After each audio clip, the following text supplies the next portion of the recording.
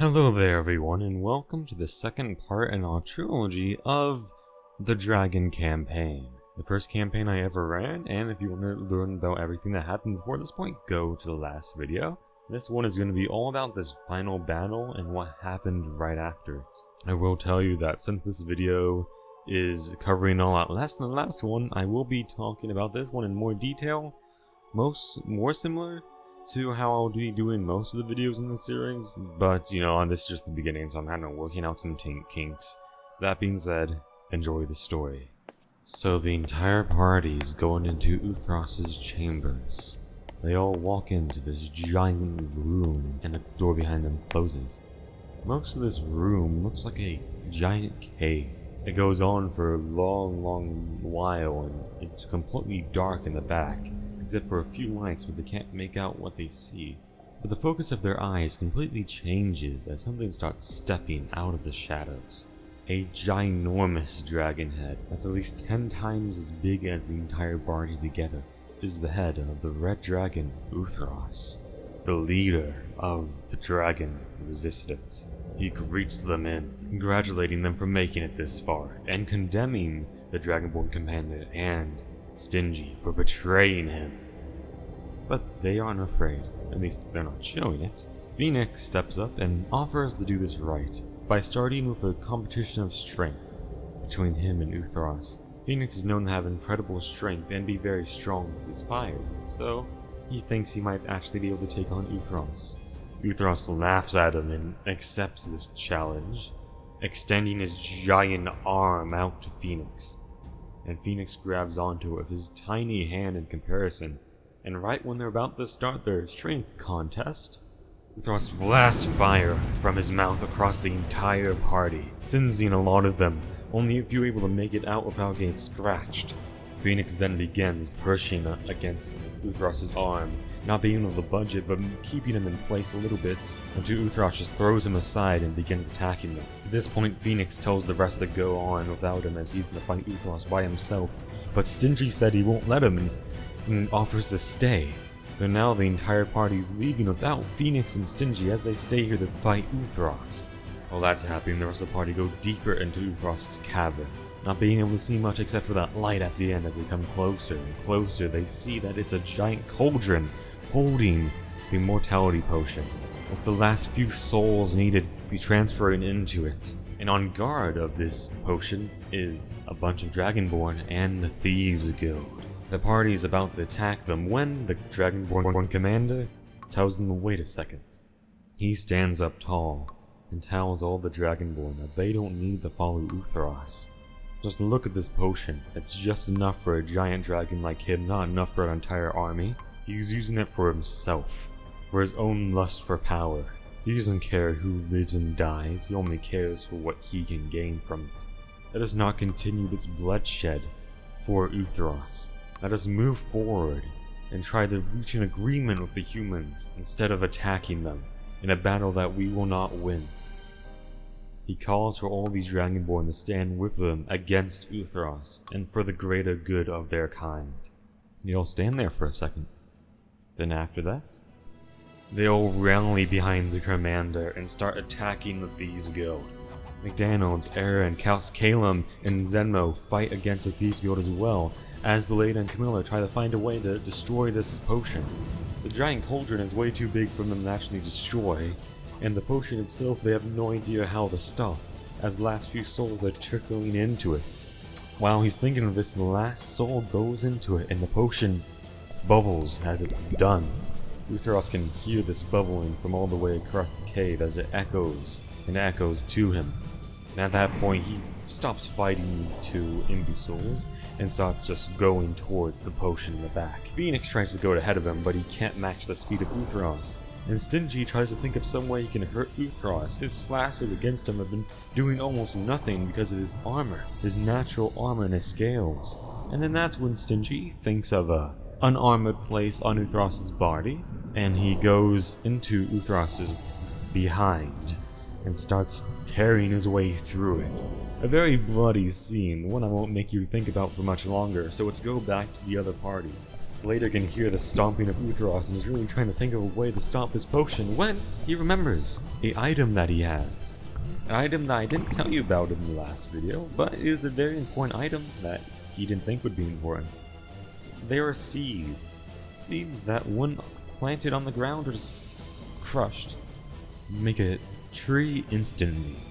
They have used these instant trees to kill 1 or 2 dragons in the past, so they know it can be very strong, and Leda thinks that it might be able to pierce his cauldron.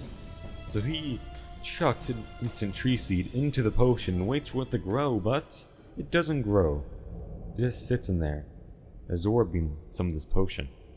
Leda is very worried, but he doesn't have much more time to think about it, because this is when Uthros comes to the back and roars at them, telling them that they will not stop him, no matter who betrays him. He grabs onto the cauldron and starts chugging the entire potion. Phoenix sees this and uses a Misty Step spell to try to go into the cauldron, and he does, but he just starts getting swallowed up as well. Phoenix is now grabbing onto Uthros' tongue as he sees the giant mouth behind him swallowing this potion. He tries to think of something to do, and that's when he sees the instant tree seed. He thinks that he needs to think of some way to break this to make it grow. So at that point, he lets go of Uthros' tongue and goes over and crushes the seed. And then as he hits the back of Uthros' throat, he just kicks it with all of his might, which makes Uthros throw him back up, along with the immortality potion. But Phoenix throws the seed back in his mouth as he's being puked up. The immortality potion goes everywhere on the floor. Phoenix is there as well. Uthros just yells at them that they won't let him drink it, then he will kill them all here. He's about to summon up his fire breath. You can see a rumbling on his head, and he looks confused as all of a sudden a tree starts growing out of his skull, going through his eye sockets and cracking him as it goes up and up and up.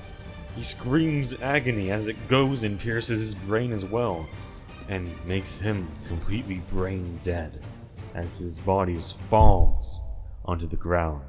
Denji stops slicing into him and comes to the front to see what happened, and everyone sees Uthros dead. The Thief Guild retreats as the party celebrates this death of Uthros.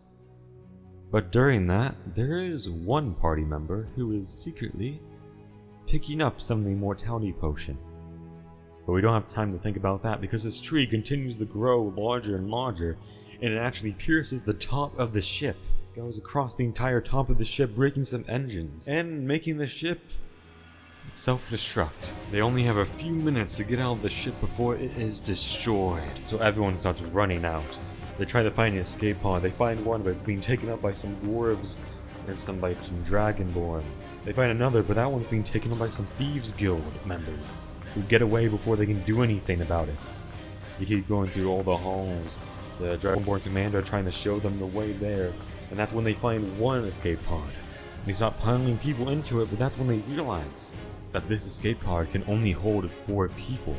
They argue for a little bit about who is going to go, but they do eventually decide to put Camilla, Beleda, McDonald's, and Calum into it. They shut the door before they can second guess anything, and as the pod goes out, you can just see Calum yelling back at the pod, yelling to Eren, why would he do this? Why would he leave himself to die for him?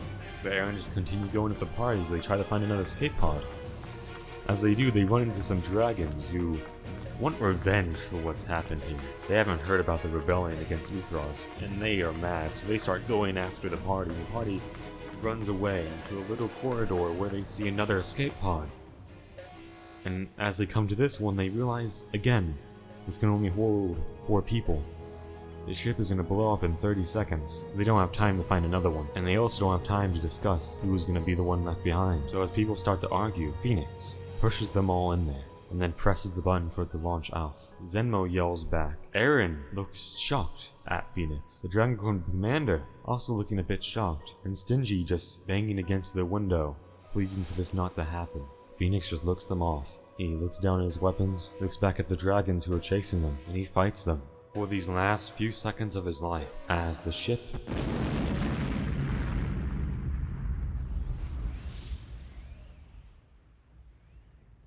explodes. Stingy falls to his knees. Eren looks at his reflection in the glass asking himself why he didn't do that. Commander giving a prayer to Phoenix. And Zenmo? Zenmo was just looking down, thinking. And after the explosion is cleared, the only thing left that can be seen is the tree that started this explosion, that is still growing more as it drifts off into space, and Phoenix's 2 weapons. The 2 escape pods slowly make their way back to the Human Empire ship, where they have lost a great friend today, who sacrificed his life for them. And that's where I will be ending this video. A lot shorter than the last one, but I do think I went in more detail, which I hope you do appreciate. This was a great battle, but it wasn't the end of this campaign. That I will be telling you about next time. Because oh boy, did the end start something that no one knew would happen. I'll see you there, guys. Goodbye.